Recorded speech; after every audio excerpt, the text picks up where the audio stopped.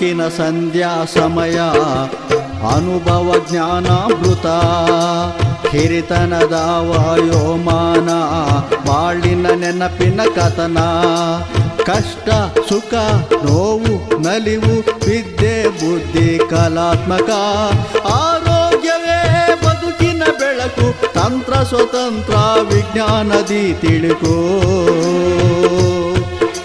ಹಿರಿಯರಿಗಾಗಿ ಹಿರಿಯರಿಗೋಸ್ಕರ ಅನುಭವ ಕಾರ್ಯಕ್ರಮ ಅನುಭವ ಕಾರ್ಯಕ್ರಮ. ನಮಸ್ಕಾರ, ಆರ್.ಜೆ. ಸುನೀಲ್ ಮಾತಾಡ್ತಿದ್ದೀನಿ. ಹಿರಿಯ ನಾಗರಿಕರಿಗಾಗಿ ಹಿರಿಯ ನಾಗರಿಕರಿಗೋಸ್ಕರ ಪ್ರಸಾರವಾಗುತ್ತಿರುವಂತಹ ನವದೆಹಲಿಯ ವಿಜ್ಞಾನ ಪ್ರಸಾರ ಪ್ರಾಯೋಜಕತ್ವದ ಅನುಭವ ಕಾರ್ಯಕ್ರಮಕ್ಕೆ ಪ್ರೀತಿಯ ಕೇಳುಗರಿಗೆ ಕಾರ್ಯಕ್ರಮಕ್ಕೆ ಆತ್ಮದಿಂದ ಸ್ವಾಗತ ಸುಸ್ವಾಗತ. ಇವತ್ತಿನ ಹಿರಿಯ ನಾಗರಿಕರ ಅನುಭವ ಕಾರ್ಯಕ್ರಮದಲ್ಲಿ ವಾಕ್ಶ್ರವಣ ಹಿರಿಯ ತಜ್ಞರಾದಂಥ ಡಾಕ್ಟರ್ ಕುಸುಮಾ ಭಟ್ಟ ಅವರು ಇವತ್ತಿನ ಕಾರ್ಯಕ್ರಮದಲ್ಲಿ ನಮ್ಮೊಂದಿಗಿದ್ದಾರೆ. ಇವತ್ತಿನ ದಿನ ಹಿರಿಯ ನಾಗರಿಕರಲ್ಲಿ ವಾಕ್ಶ್ರವಣ ಸಮಸ್ಯೆಯ ಬಗ್ಗೆ ಇವತ್ತಿನ ಕಾರ್ಯಕ್ರಮದಲ್ಲಿ ಮಾತಾಡ್ತಿದ್ದಾರೆ. ಖುದ್ದಾಗಿ ಕುಸುಮಾ ಮೇಡಮ್ ಅವರೇ ನನ್ನ ಕಾರ್ಯಕ್ರಮಕ್ಕೆ ಸ್ವಾಗತವನ್ನು ಸಹ ತಿಳಿಸ್ಕೊಡ್ತಿದ್ದೀನಿ. ನಮಸ್ಕಾರ ಮೇಡಮ್, ತಮಗೆ ಕಾರ್ಯಕ್ರಮಕ್ಕೆ ಆತ್ಮೀಯದಿಂದ ಸ್ವಾಗತ ಸುಸ್ವಾಗತ ಮೇಡಮ್. ಥ್ಯಾಂಕ್ ಯು ವಂದನೆಗಳು ಮೇಡಮ್. ಇವತ್ತಿನ ಕಾರ್ಯಕ್ರಮದಲ್ಲಿ ತಮಗೆ ಗೊತ್ತಿರೋ ಹಾಗೇನೆ ನಾವು ಹಿರಿಯ ನಾಗರಿಕರಲ್ಲಿ ಕಂಡು ಬರುವಂತಹ ವಾಕ್ ಶ್ರವಣ ಸಮಸ್ಯೆಗಳ ಬಗ್ಗೆ ನಾವು ಮಾತಾಡ್ತಿದ್ದೀವಿ ಮೇಡಮ್. ಹಿರಿಯ ನಾಗರಿಕರಲ್ಲಿ ಸರ್ವೇ ಸಾಮಾನ್ಯವಾಗಿ ವಾಕ್ ಮತ್ತು ಶ್ರವಣ ಸಮಸ್ಯೆಗಳ ಬಗ್ಗೆ ಇಂಥ ಸಮಸ್ಯೆಗಳು ಹೆಚ್ಚಾಗಿ ಕಂಡು ಬರುತ್ತೆ ಅವರ ಆರೋಗ್ಯದಲ್ಲಿ ಅಂತ ಹೇಳೋದಾದ್ರೆ ಯಾವುದು ಮೇಡಮ್ ಅಂತೇಳಿ? ಎಲ್ಲಾ ಸೀನಿಯರ್ ಸಿಟಿಸನ್ಸ್ಗೂ ಈಗ ವಯಸ್ಸಾಗ್ತಾ ಆಗ್ತಾ ಒಬ್ರಿಗೆ ಪ್ಯಾರಾಲಿಸಿಸ್ ಬರುತ್ತೆ, ಆಮೇಲೆ ಬೋನ್ ನಲ್ಲಿ ಪ್ರಾಬ್ಲಮ್ ಬರ್ಬೋದು, ಮೈ ಕೈ ನಡುಗೋದು, ಅವ್ರಿಗೊಂದು ವಾಕಿಂಗ್ ಸ್ಟಿಕ್ ಬೇಕಾಗತ್ತೆ, ಈ ತರದ್ದೆಲ್ಲ ಸಮಸ್ಯೆಗಳು ಬರ್ತಾ ಇರುತ್ತೆ. ಕಣ್ಣು ಹೇಗೆ ಕಾಣಿಸೋದು ಕಡಿಮೆ ಆಗ್ತಾ ಬರುತ್ತೋ ಹಾಗೆ ಕೆಲವು ಬೇರೆ ಆರ್ಗನ್ ನಲ್ಲೂ ಸಮಸ್ಯೆ ಆಗುತ್ತೆ. ಮೊದ್ಲು ಕಿವಿಯ ಸಮಸ್ಯೆನ ನೋಡೋಣ. ಈ ಕಿವಿನಲ್ಲಿ ದೂರದಿಂದ ಮಾತಾಡಿದ್ರೆ ಅವ್ರಿಗೆ ಕೇಳ್ಸಲ್ಲ, ಹತ್ರ ಬಂದು ಜೋರಾಗಿ ಮಾತಾಡ್ಬೇಕು. ಆಮೇಲೆ ನಿಮ್ಗೆ ಗೊತ್ತಾಗುತ್ತೆ ಮನೆಯಲ್ಲಿ ಅವ್ರಿಗೆ ಕಿವಿ ಕೇಳಿಸ್ತಾ ಇಲ್ಲ ಅಂತ. ಹೇಗೆ ಅಂದ್ರೆ ಟಿವಿ ವಾಲ್ಯೂಮ್ ಜೋರಾಗಿ ಹಾಕೋತಾರೆ, ಫೋನಲ್ಲಿ ಮಾತಾಡುವಾಗ ಅವ್ರಿಗೆ ತುಂಬಾ ಕಷ್ಟ ಆಗುತ್ತೆ. ಯಾವಾಗ್ಲೂ ಆ ಅಂತ ಈ ತರ ಹೇಳ್ತಾ ಇರ್ತಾರೆ, ಅಂದ್ರೆ ಅವ್ರಿಗೆ ಕೇಳಿಸ್ತಿಲ್ಲ ಅಂತ ಅಲ್ಲಿಂದ ಬೇರೆಯವ್ರಿಗೆ ಗೊತ್ತಾಗ್ತಾ ಇರುತ್ತೆ. ಸೊ ಈ ಸಮಸ್ಯೆ ಸುಮಾರು ಹಿರಿಯ ನಾಗರಿಕರಲ್ಲಿ ಬರುತ್ತೆ. ಆವಾಗ ಏನ್ ಮಾಡ್ಬೇಕು ಅಂದ್ರೆ ಮೊದ್ಲು ಆಡಿಯಾಲಜಿಸ್ಟ್ ಅಂದ್ರೆ ವಾಕ್ಶ್ರವಣ ತಜ್ಞರ ಹತ್ರ ಹೋಗಿ ಟೆಸ್ಟ್ ಮಾಡಿಸ್ಕೋಬೇಕು. ಆ ಟೆಸ್ಟ್ ಅಲ್ಲಿ ಮಾಡಿದಾಗ ಅವ್ರಿಗೆ ಕಿವಿಯ ಯಾವ ಭಾಗದಲ್ಲಿ ಅವ್ರಿಗೆ ತೊಂದರೆ ಇದೆ ಅಂತ ಗೊತ್ತಾಗುತ್ತೆ ಟೆಸ್ಟ್ ಅಲ್ಲಿ. ಸೊ ಕೆಲವ್ರಿಗೆ ವ್ಯಾಕ್ಸ್ ಕಲೆಕ್ಟ್ ಆಗ್ಬಿಟ್ಟಿರುತ್ತೆ, ಅದನ್ನ ತೆಗೆದ್ರೆ ಅವ್ರಿಗೆ ಕಿವಿ ಮೊದಲಾಗಿ ಚೆನ್ನಾಗಿ ಕೇಳಿಸುತ್ತೆ. ಯಾರಿಗೆ ನರದಿ ತೊಂದರೆ ಬರುತ್ತೋ ಅವ್ರಿಗೆ ನರದಲ್ಲಿ ತೊಂದರೆ ಬಂದವರಿಗೆ ಆವಾಗ ನಾವು ಏನ್ ಮಾಡ್ಬೇಕಾಗತ್ತೆ ಅಂತಂದ್ರೆ ಹಿಯರಿಂಗ್ ಏಡ್ ಅಂತ ಅದು ಕೊಡ್ತಾರೆ. ಅದೊಂದು ಉಪಕರಣ. ಅದು ಹಿಯರಿಂಗ್ ಏಡ್ ಹಾಕೊಂಡ್ರೆ ಅದು ಸೂಕ್ತವಾದಂತ ಯಾವ್ದೋ ಒಂದು ಯಾರೋ ಒಬ್ರು ಕೊಟ್ಬಿಡ್ತಾರೆ, ಸುಮ್ನೆ ಹಾಕ್ಬಿಡ್ರಿ ಇದನ್ನ ಕೇಳ್ಸತ್ ನಿಮ್ಗೆ ಅಂತ. ಸೊ ಹಂಗಿರಲ್ಲ, ಅದನ್ನ ಟೆಸ್ಟ್ ಮಾಡಿ ಅದಕ್ಕೆ ಸರಿ ಹೊಂದುವಂತ ಉಪಕರಣನ ತಗೋಬೇಕಾಗತ್ತೆ. ಈಗ ಪರಿಸ್ಥಿತಿ ಏನಾಗಿದೆ ಗೊತ್ತಾ, ತುಂಬಾ ಎಕ್ಸ್ಪೆನ್ಸಿವ್ ಇವೆಲ್ಲ. ಅದು ಹೇಗಿರ್ತದೆ, ಎಷ್ಟು ಪುಟ್ಟದಾಗಿರುತ್ತೆ ಅಂದ್ರೆ ಅದು ಹಾಕೊಂಡಿರೋದೇ ಗೊತ್ತಾಗಲ್ಲ ಬೇರೆಯವ್ರಿಗೆ, ಇವ್ರು ಹಿಯರಿಂಗ್ ಏಡ್ ಹಾಕೊಂಡಿದ್ದಾರೆ ಅಂತಾನೆ ಗೊತ್ತಾಗಲ್ಲ. ಮೊದ್ಲಾದ್ರೆ ದೊಡ್ಡದಾಗಿರೋದು, ಅದು ಜೇಬಲ್ಲಿ ಇಟ್ಕೋಬೇಕಾಗಿರೋದು, ಅಲ್ಲಿಂದ 2 ದಾರದ ತರ ವೈರ್ ಬಂದಿರೋದು, ಅದ್ ಕಿವಿ ಒಳಗೆ ಹೋಗಿರೋದು, ಅದೆಲ್ಲ ಕಾಣಿಸ್ತಿತ್ತು ಮೊದ್ಲು, ತುಂಬಾ 40-50 ವರ್ಷದ ಕೆಳಗೆ. ಈಗ ನೋಡಿದ್ರೆ ಆಲ್ ಇನ್ ದ ಇಯರ್ ಅಂತ ಬರುತ್ತೆ, ಬಿಹೈಂಡ್ ದ ಇಯರ್ ಅಂತ ಬರುತ್ತೆ. ಅದೆಲ್ಲ ಪುಟ್ಟ ಉಪಕರಣಗಳು, ಅದಕ್ಕೆ ಸರಿಯಾಗಿ ಬೆಲೆನೂ ತುಂಬಾ ಜಾಸ್ತಿ ಇರುತ್ತೆ. ಯಾರಾದ್ರೂ ಹಾಕೊಂಡ್ರೆ ತಕ್ಷಣ ಅವರು ಏನೋ ಒಂದು ಹಾಕೊಂಡಿದ್ದಾರೆ ಅಂತ ಗೊತ್ತಾಗಲ್ಲ. ಇಲ್ಲಿ ನೋಡಿ, ಮೊದ್ಲು ಕನ್ನಡಕ ಹಾಕೊಳಕ್ ಒಂಥರ ಆಯ್ತು, ಇವಾಗ ಕನ್ನಡಕ ಹಾಕೊಳ್ಳೋದು ಅಕ್ಸೆಪ್ಟೆಡ್ ಸೊಸೈಟಿನಲ್ಲಿ ಅಲ್ವಾ. ಆದ್ರೆ ಹಿಯರಿಂಗ್ ಏಡ್ ಇನ್ನೂ ಅಷ್ಟೊಂದು ಪಬ್ಲಿಕ್ ಒಪ್ಕೋತಾ ಇಲ್ಲ. ಅವ್ರು ಕಿವಿಗೆ ಹಾಕೊಂಡೋದ್ರೆ ಅವ್ರನ್ನೇ ನೋಡೋದು. ಸೊ ಇವ್ರಿಗೇನಾಗತ್ತೆ, ನಾಚಿಕೆ, ಹೆಂಗಪ್ಪ ಎಲ್ರು ನಮ್ಮನ್ನೇ ನೋಡ್ತಾರೆ, ಏನೋ ಹಾಕೊಂಡ್ಬಿಟ್ಟಿದ್ದಾರೆ ಅಂತ. ಆದ್ರೆ ಈಚೀಚೆಗೆ ಸಿಚುಯೇಷನ್ ಚೇಂಜ್ ಆಗ್ತಾ ಇದೆ. ಎಲ್ರು ಹಿಯರಿಂಗ್ ಏಡ್ ಸುಮಾರು ಜನ ಹಾಕೊಳ್ಳೋದನ್ನ ನೋಡ್ತಾರೆ. ಮೊದ್ಲಿನ ಹಾಗೆ ಯಾರು ಹಿರಿಯ ನಾಗರಿಕರು ಆಚಿಕೆ ಪಟ್ಕೋಬೇಕಾಗಿಲ್ಲ. ಏನ್ ಮಾಡ್ಬೇಕಾಗತ್ತೆ ಅಂದ್ರೆ ಅವರು ಹೇಳ್ಕೋಬೇಕು, ನೋಡಿ ನಾನು ಹಿಯರಿಂಗ್ ಹಾಕೊಂಡಿದ್ದೀನಿ, ನೀವ್ ಮಾತಾಡಿದ್ ನಂಗೆ ಕೇಳ್ಸತ್ತೆ, ಅದನ್ನ ಅಡ್ಜಸ್ಟ್ ಮಾಡ್ಕೊಳ್ಳೋದು ಆಡಿಯಾಲಜಿಸ್ಟ್ ಹೇಳ್ಕೊಡ್ತಾರೆ, ವಾಕ್ಶ್ರವಣ ತಜ್ಞರಿಗೆ ಹೇಳ್ಕೊಡ್ತಾರೆ. ಹೇಳ್ಕೊಡ್ತಾರೆ, ಹೇಗೆ ಹಾಕೋಬೇಕು, ಹೇಗೆ ಅದನ್ನ ಮಾನಿಟರ್ ಮಾಡ್ಕೋಬೇಕು, ತುಂಬಾ ಶಬ್ದ ಇರೋ ಕಡೆ ಹೋದಾಗ ಅದನ್ನ ಏನ್ ಮಾಡ್ಬೇಕು, ಮನೆಯಲ್ಲಿ ಒಬ್ರೋ ಇಬ್ರೋ ಇರುವಾಗ ಟಿವಿ ನೋಡ್ತಾ ಇರುವಾಗ ಅದನ್ನ ಹೆಂಗೆ ಮಾನಿಟರ್ ಮಾಡ್ಕೋಬೇಕು, ಅದೆಲ್ಲಾನು ಅವ್ರು ಹೇಳ್ಕೊಡ್ತಾರೆ. ಅದಕ್ಕೆ ಸರಿಯಾಗಿ ಅದನ್ನ ಮಾನಿಟರಿಂಗ್ ಮಾಡ್ತಾ ಹೋದ್ರೆ ಕಂಫರ್ಟಬಲ್ ಆಗಿರುತ್ತೆ. ಇಲ್ಲ ಅಂದ್ರೆ ಏನಾಗುತ್ತೆ, ತುಂಬಾ ಜನ ಮದುವೆ ಮನೆಗಳಿಗೆ ಹಾಕೊಂಡು ಹೋಗ್ಬಿಟ್ಟು ಒಂದೇ ತರ ಇಟ್ಕೊಂಡ್ರೆ ಜೋರಾಗಿ ಕೇಳ್ಸುತ್ತೆ, ಅವ್ರ ಕಿವಿಗೆ ನೋವಾಗುತ್ತೆ, ತಲೆ ನೋವೆಲ್ಲ ಬರುತ್ತೆ. ಆದ್ರಿಂದ ಅದನ್ನ ಹಿಂಗೆ ನಿಭಾಯಿಸೋದು ಅನ್ನೋದನ್ನ ಎಲ್ಲ ಡೈರೆಕ್ಷನ್ಸ್ ಕೊಡ್ತಾರೆ, ಅದನ್ನ ಫಾಲೋ ಮಾಡ್ಕೊಂಡು ಬರ್ಬೇಕಾಗತ್ತೆ. ಇದರಿಂದ ಏನಾಗುತ್ತೆ ಅಂದ್ರೆ ಮೀಟಿಂಗ್ಸ್ ಗಳಲ್ಲಿ, ಅದರಲ್ಲೂ ಕೆಲವು ಎಕ್ಸಿಕ್ಯೂಟಿವ್ ಮೀಟಿಂಗ್ಸ್ ಅದೆಲ್ಲ ನಡೀತಾ ಇರುವಾಗ ಏನಾಗುತ್ತೆ, ಹಿಯರಿಂಗ್ ಏಡ್ ಹಾಕೊಳ್ದೆ ಹಂಗೆ ಹೊಟ್ಟೋದ್ರೆ ಏನಾಗುತ್ತೆ, ಯಾರು ಏನೋ ಸಬ್ಜೆಕ್ಟ್ ಗೆ ಮಾತಾಡ್ತಾರೆ, ಇವ್ರಿಗೆ ಪೂರ್ತಿ ಕೇಳ್ಸಿರಲ್ಲ, ಇವ್ರ ರಿಯಾಕ್ಷನ್ ಬೇರೆ ಇರುತ್ತೆ. ಅವಾಗ ಎಲ್ರಿಗೂ ಇದೇನಪ್ಪ ಏನೋ ಮಾತಾಡ್ತೀವಿ, ಇವ್ರು ಇನ್ನೇನೋ ಹೇಳ್ತಾ ಇದಾರಲ್ಲ ಅಂತ ಆತರ ಅದು ತುಂಬಾ ಡೆಲಿಕೇಟ್ ಸಿಚುಯೇಷನ್ ಆಗುತ್ತೆ. ಆದ್ರಿಂದ ನಾವು ಇದನ್ನ ಹಿಯರಿಂಗ್ ಏಡ್ ಹಾಕೊಳ್ಳೋದ್ರಲ್ಲಿ ಹಿರಿಯ ನಾಗರಿಕರು ಸಂಕೋಚ ಪಟ್ಕೋಬೇಕಾಗಿಲ್ಲ. ಆಮೇಲೆ ಹೇಳ್ಕೊಬೇಕು ನಾವ್ ಈ ತರ ಹಾಕೊಂಡಿದೀವಿ ಅಂತ. ಇದರಿಂದ ಬೇರೆಯವ್ರ ಜೊತೆ ಕಮ್ಯುನಿಕೇಶನ್ ಮಾಡಕ್ಕೆ ತುಂಬಾನೇ ಹೆಲ್ಪ್ ಆಗುತ್ತೆ. ಅವ್ರಿಗೂ ಜೀವನ ಚೆನ್ನಾಗಿದೆ ಅನ್ಸುತ್ತೆ, ಯಾಕೆಂದ್ರೆ ಬೇರೆಯವ್ರು ಹೇಳಿದ್ದೆಲ್ಲ ಕೇಳಿಸ್ತಾ ಇರುತ್ತೆ, ಚೆನ್ನಾಗಿ ಮಾತಾಡಿರ್ಬೋದು ಅಂತ. ಇದು ಬಹಳ ಮುಖ್ಯವಾದದ್ದು. ಆಮೇಲೆ ಇದು ಒಂದು ಫೀಲ್ಡ್ ಆಯ್ತು. ಮುಂದೆ ಮಾತಾಡೋದ್ರಲ್ಲಿ ಏನ್ ಬರುತ್ತೆ, ವಯಸ್ಸಾಗ್ತಾ ಆಗ್ತಾ ಶುರು ಮಾಡ್ತಾರೆ ಕೆಲವರು. ಯಾಕೆ ಅಂದ್ರೆ ಬಾಯಲ್ಲಿರುವಂತ ಮಸಲ್ಸ್ ಎಲ್ಲ ಕೋಆರ್ಡಿನೇಷನ್ ಕಡಿಮೆ ಆಗ್ತಾ ಬರುತ್ತೆ, ವೀಕ್ ಆಗ್ತಾ ಬರುತ್ತೆ. ಆದ್ರಿಂದ ಉಚ್ಚಾರಣೆಯಲ್ಲಿ ಇದೆಲ್ಲಾನು ಬರುತ್ತೆ. ಅದಕ್ಕೆ ಕೆಲವು ಎಕ್ಸಸೈಸಸ್ ನಾವು ಕೊಡ್ತೀವಿ ಸ್ಪೀಚ್ ಪೆಥಾಲಜಿಸ್ಟ್, ಅದನ್ನ ಮಾಡ್ತಾ ಬರ್ಬೋದು. ಬಟ್ ತುಂಬಾ ಎಕ್ಸಸೈಸ್ ಈಸಿಯಾಗಿರುತ್ತೆ, ಆದ್ರೆ ಅದನ್ನ ಕಂಟಿನ್ಯೂಸ್ ಆಗಿ ಮಾಡ್ತಾ ಇರ್ಬೇಕಾಗತ್ತೆ. ಆವಾಗ ಸ್ವಲ್ಪ ಮಸಲ್ ಕೋಆರ್ಡಿನೇಷನ್ ಇಂಪ್ರೂವ್ ಆದ ಅವಾಗ ಮಾತಿನಲ್ಲಿ ಸ್ಪಷ್ಟತೆ ಚೆನ್ನಾಗಿರುತ್ತೆ, ಬೇರೆಯವರು ಇವ್ರು ಮಾತಾಡೋದನ್ನ ಅರ್ಥ ಮಾಡ್ಕೋಬಹುದು. ಸೊ ಇದು ಟ್ರೈನಿಂಗ್ ಕೊಟ್ರೆ ಆಗತ್ತೆ. ಆಮೇಲೆ ಇನ್ನೊಂದು ಮುಖ್ಯವಾದ್ದು ಅಂದ್ರೆ ನಮ್ಗೆಲ್ರಿಗೂ ಗೊತ್ತಿದ್ದಂಗೆ 40 ವರ್ಷಕ್ಕೆ ಅರಳೋ ಮರಳೋ ಅಂತ ಒಂದು ಇದೆ ಕನ್ನಡದಲ್ಲಿ ಹೇಳ್ತಾ ಇರ್ತೀವಿ. ಸೊ ಇದು ಮರು ಅದಕ್ಕೆ ಅಂದ್ರೆ ನಮ್ಮ ಮೆದುಳಲ್ಲಿ ಇರೋ ಸೆಲ್ಸ್ಗಳು ವಯಸ್ಸಾಗ್ತಾ ಆಗ್ತಾ ಕೆಲವ್ರಿಗೆ, ಎಲ್ಲರಿಗೂ ಅಲ್ಲ, ಆಗ್ತಾ ಅದು ಒಂದೊಂದು ಸೆಲ್ಗಳು ಕೆಲವು ಸಾಯ್ತಾ ಬರುತ್ತೆ. ಸೊ ಮೆದುಳಲ್ಲಿ ಸೆಲ್ ಸಾಯ್ತಾ ಬಂದ್ರೆ ತಿರ್ಗಾ ಅದು ಹುಟ್ಟಲ್ಲ, ಬಟ್ ಬೇರೆ ಕಡೆ ಹುಟ್ಟತ್ತೆ. ಇವಾಗ ನೋಡಿ, ಕೈ ಗಾಯ ಆಗತ್ತೆ ಅನ್ಕೊಳ್ಳಿ, ಕಟ್ಟಾಗಿರುತ್ತಲ್ವಾ, ಸೊ ಅದಕ್ಕೆ ಔಷಧಿ ಎಲ್ಲ ಹಾಕಿದ್ರೆ ತಿರ್ಗಿಕೊಳ್ಳತ್ತೆ. ಆ ತರ ಮೆದುಳಲ್ಲಿ ಆಗಲ್ಲ, ಅದು ಹೋಯ್ತು ಅಂದ್ರೆ ಹೋಗೇ ಹೋಯ್ತು. ಸೊ ಅವಾಗ ಏನಾಗುತ್ತೆ, ಮರು ಬಂದಾಗ ಅವ್ರಿಗೆ ಏನ್ ತೊಂದರೆ ಅನುಭವಿಸ್ತಾರೆ.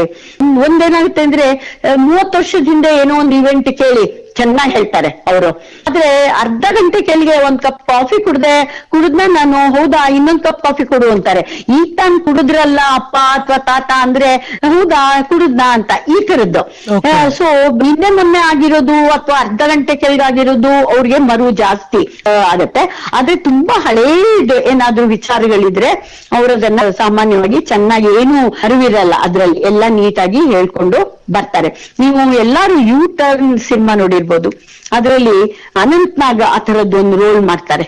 ಮರು ಬಂದ್ರೆ ಏನಾಗತ್ತೆ ಅನ್ನೋದು ಆ ಸಿನಿಮಾ ನೋಡ್ಬೇಕಾದ್ದು. ಸೊ ಎಷ್ಟು ಕಷ್ಟ ಆಗತ್ತೆ ಅವ್ರಿಗೆ, ಎಲ್ಲೋ ಹೊಟ್ಟೋಗ್ತಾರೆ, ಸೊ ದಾರಿ ತಪ್ಪಿಡ್ತಾರೆ. ದಿನಾ ಹೋಗೋ ದಾರಿನಲ್ಲೇನೆ ಅವ್ರ ಮರುವಿಂದ ಬೇರೆ ದಾರಿ ಹೊಟ್ಟೋಗ್ತಾರೆ. ಅವಾಗ ಹುಡುಕ್ತಾ ಇರ್ತಾರೆ, ಅವ್ರಿಗೆ ಸಿಗೋದೇ ಇಲ್ಲ.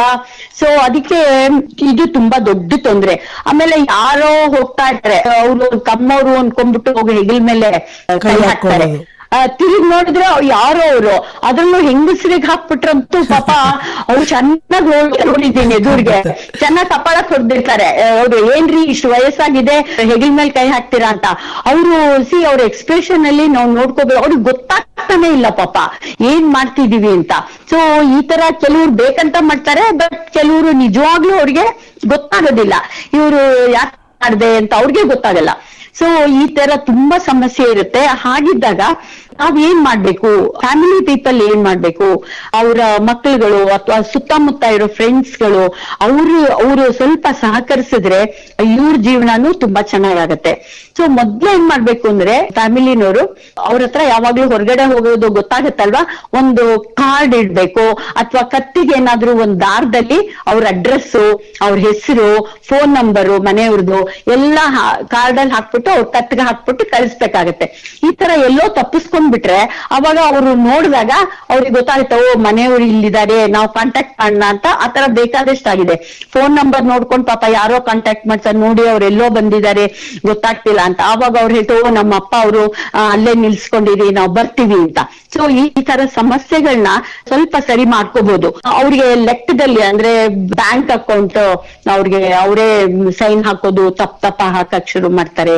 ಆಮೇಲೆ ಅವ್ರಿಗೆ ಅಕೌಂಟ್ ಎಷ್ಟಿದೆ ಅಂತ ಗೊತ್ತಾಗೋದಿಲ್ಲ. ಈ ತರ ದಿನನಿತ್ಯದಲ್ಲಿ ಅವ್ರಿಗೆ ಸಮಸ್ಯೆಗಳು ಎದುರಾಗ್ತಾ ಇರುತ್ತೆ. ಅವಾಗ ಎಲ್ಲಾರು ಫ್ಯಾಮಿಲಿ ತುಂಬಾ ಅವ್ರಿಗೆ ಸಪೋರ್ಟ್ ಕೊಡ್ಬೇಕಾಗತ್ತೆ. ಅವ್ರಿಗೆ ಸಹಕಾರ ಕೊಟ್ಟು ಅವರು ಸರಿಯಾಗಿ ಯಾವಾಗ್ಲೂ ಆದ್ರೆ ಜೊತೆಲಿ ಒಬ್ರು ಹೋಗ್ಬೇಕಾಗತ್ತೆ. ಅವ್ರ ಜೊತೆಲಿ ವಾಕಿಂಗ್ ಹೋಗುವಾಗ ಇದು ಅವ್ರ ಮನೆಯವರ ಜವಾಬ್ದಾರಿ ಇರ್ಬೇಕಾಗತ್ತೆ. ನಾವೆಲ್ಲಾರು ಸಹಕರಿಸ್ಬೇಕು. ಅವರ ಜೀವನ ಸಂಜೆ ಅಂದ್ರೆ ಅವರು ಎಂಡ್ ಆಫ್ ದ ಲೈಫ್ ಬರ್ತಾ ಇರ್ತಾರೆ. ಅವ್ರಿಗೆ ಈ ತರ ಎಲ್ಲ ಆಗ್ಬಿಟ್ರೆ ತುಂಬಾ ಕಷ್ಟ ಆಗತ್ತೆ, ಮನೆಯವ್ರಿಗೂ ದುಃಖ ಆಗತ್ತೆ ತುಂಬಾ.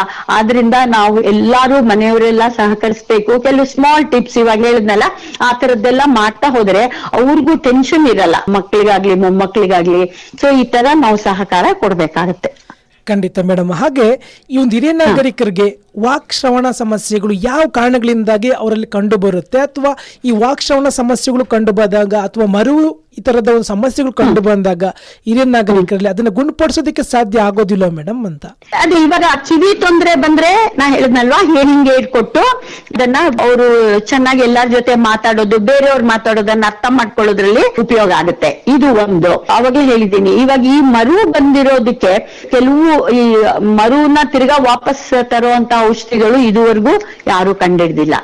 ಇದು ಡಿಜೆನರೇಟಿವ್ ಡಿಸೀಸಸ್ ಅಂತ. ಅಂದ್ರೆ ಅದು ವಯಸ್ಸಾಗ್ತಾ ಆಗ್ತಾ ಆ ತರ ಆಗ್ತಾ ಬರುತ್ತೆ. ಕಾಣಿಸಲ್ವಲ್ಲ, ಹಾಗೇನೆ ಬ್ರೈನ್ ಎಲ್ಲ ಸೆಲ್ಸ್ ಇವಾಗ ಹೇಳ್ದಂಗೆ ಸತ್ಮೇಲೆ ಕೆಲವು ಫಂಕ್ಷನ್ ಮಾಡುತ್ತೆ, ಅದ್ ಮಾತ್ರ ಮಾಡ್ತಾರೆ.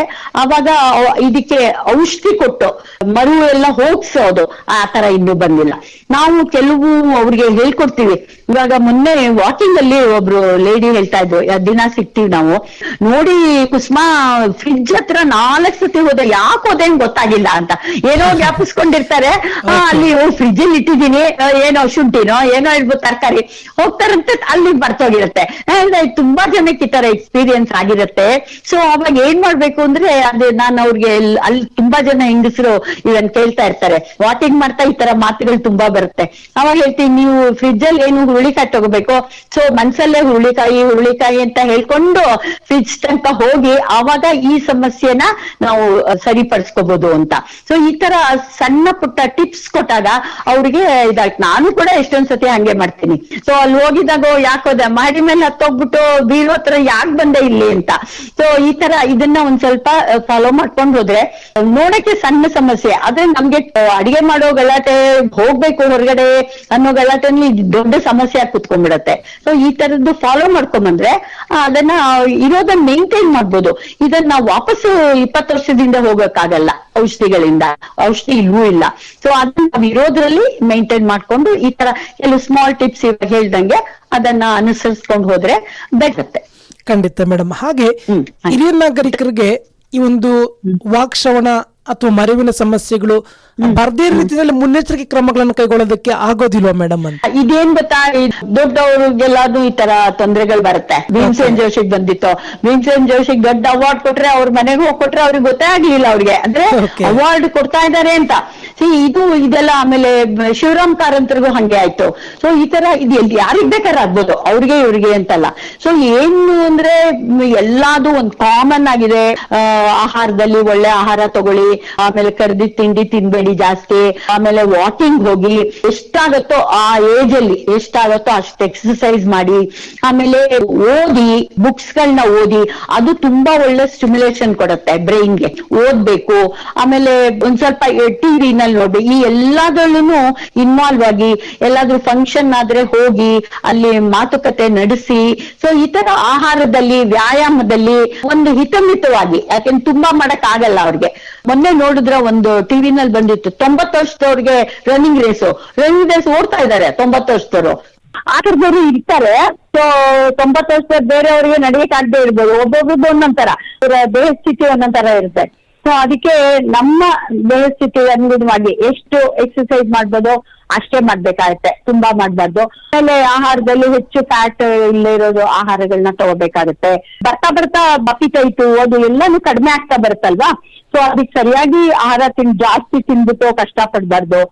ವ್ಯಾಯಾಮ ಎಷ್ಟಾಗುತ್ತೋ ಅಷ್ಟ್ ಮಾಡ್ಬೋದು. ಆಮೇಲೆ ಓದೋದು, ಆಮೇಲೆ ಯಾವ್ದಾದ್ರು ಆರ್ಟಿಕಲ್ ಸುಮ್ಮನೆ ಕೂತ್ಕೊಂಡು ಬರಿತಾ ಇರೋದು. ಸೊ ಈ ತರದ್ದೆಲ್ಲದ್ರಿಂದಾನು ಬ್ರೈನ್ ಆಕ್ಟಿವೇಟ್ ಆಗ್ತಾ ಬರುತ್ತೆ. ಸೊ ಅವಾಗ ಹಲವಾರು ಸಮಸ್ಯೆಗಳನ್ನ ನಾವು ಎದುರಿಸಕ್ಕೂ ಆಗತ್ತೆ, ಅದನ್ನ ಸ್ವಲ್ಪ ಮುಂದೂಡ ಆಗೋಂಗ್ ಆಗತ್ತೆ. ಸೊ ಬಟ್ ಕೆಲವರು ಕೊನೆಯ ತನಕ ತುಂಬಾ ಚೆನ್ನಾಗೇ ಇರ್ತಾರೆ, ಅಯ್ಯೋ ಈಗ ತಾನೇ ಮಾತಾಡ್ಕೊಂಡು ಹೋಗ್ಬಿಟ್ರು ಅಂತಾರೆ. ಸೊ ಈ ತರ. ಬಟ್ ನಮ್ಮ ದೇಹ ಸ್ಥಿತಿ ಹೆಂಗಿರತ್ತೋ ಹಾಗೆ ನಾವು ವ್ಯಾಯಾಮ, ಆಹಾರ ಎರಡರಲ್ಲಿ ಸ್ಟಿಮ್ಯುಲೇಷನ್, ಏನು ಓದೋದು, ಬರೆಯೋದು, ಆಮೇಲೆ ಟಿವಿ ನೋಡಿದ್ರೆ ಏನಾದ್ರು ಪ್ರೋಗ್ರಾಮು, ಮ್ಯೂಸಿಕ್, ತಮ್ಗೆ ಏನ್ ಇಷ್ಟನೋ ಅದನ್ನ ಮಾಡೋದು. ಇವಾಗ ಇನ್ನೂ ಒಂದು ಬರುತ್ತೆ, ಕೆಲವರು ನಮ್ ಫ್ರೆಂಡ್ಸ್ ಅಲ್ಲಿ ಕೆಲವ್ರು ನೋಡಿದೀನಿ 70-75 ವರ್ಷದಲ್ಲಿ ಅವಾಗ ಅವರು ಕೀಬೋರ್ಡ್ ಕಲ್ತ್ಕೊಳಕ್ ಹೊರಟ್ರು, ಆಯ್ತಾ. ಆಮೇಲೆ ಇನ್ನೊಂದಿಬ್ರು ನನ್ನ ಹಸ್ಬೆಂಡ್ ಅಣ್ಣ, ಅವರು ವೇದ ಕಲ್ತ್ಕೊಳಕ್ಕೆ ಹೊರಟ್ರು 80 ವರ್ಷದಲ್ಲಿ. ಸೊ ಈ ತರ ಉತ್ಸಾಹ ನಂಗೆ ಆಶ್ಚರ್ಯ ಆಯ್ತು. ಅಬ್ಬಾ ಇಷ್ಟು ವಯಸ್ಸಲ್ಲಿ ಇವಾಗ ವೇದ ಕಲ್ತ್ಕೊಳಕ್ ಹೋಗ್ತಾ ಇದಾರ, ಇವ್ರು ಈಗ ಕೀಬೋರ್ಡ್ ಕಲಿಯಕ್ ಹೋಗ್ತಾ ಇದಾರ ಅಂತ. ಆತರ. ಸೊ ಯಾವ್ದು ಕಲಿಕೆ ಯಾವ್ದು ಬಿಟ್ಟಿರ್ತೀವೋ, ನಾವು ಮೊದ್ಲು ಮಾಡಕ್ ಆಗ್ಲಿಲ್ವೋ ಅದನ್ನ ಈ ಓಲ್ಡ್ ಏಜ್ ಅಲ್ಲಿ ನಾವು ಮಾಡಕ್ ಶುರು ಮಾಡ್ಬೋದು. ಅದು ತುಂಬಾ ಒಳ್ಳೇದು ಆ ತರ ಮಾಡೋದು. ವಯಸ್ಸಲ್ಲಿ ಏನೋ ಮಾಡೋಣ ಅನ್ಕೊಂಡಿರ್ತೀವಿ, ಅದಾಗಿರಲ್ಲ.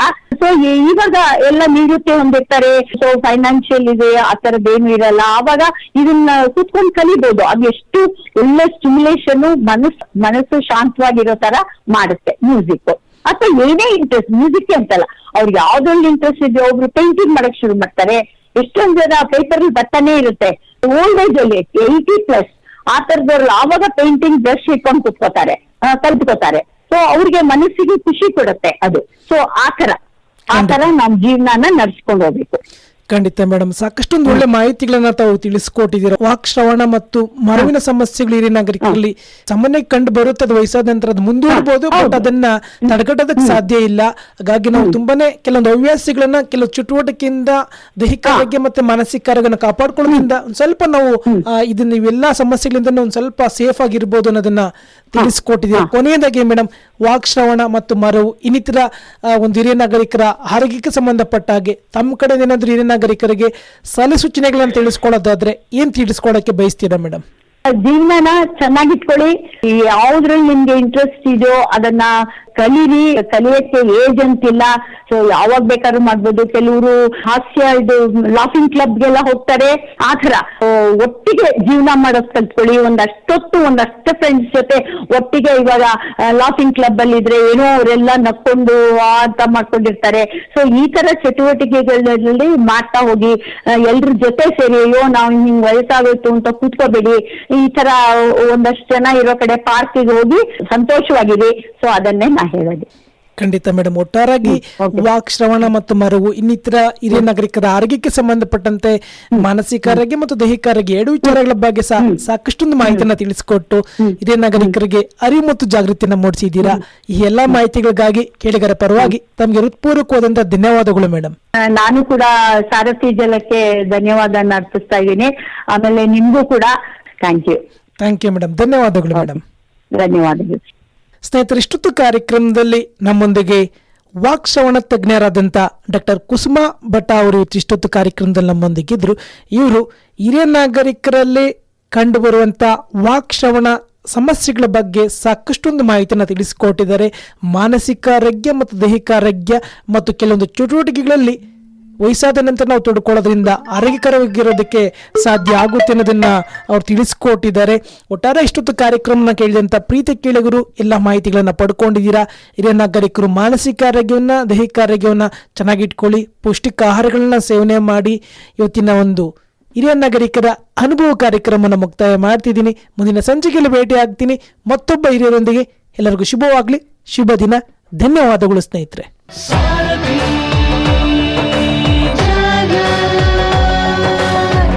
ನೀವು ಕೇಳ್ತಾ ಇದ್ದೀರಾ ಸಾರಥಿ ಝಲಕ್ 90.4 FM. ಕೇಳ್ರಪ್ಪೋ ಕೇಳ್ರಿ.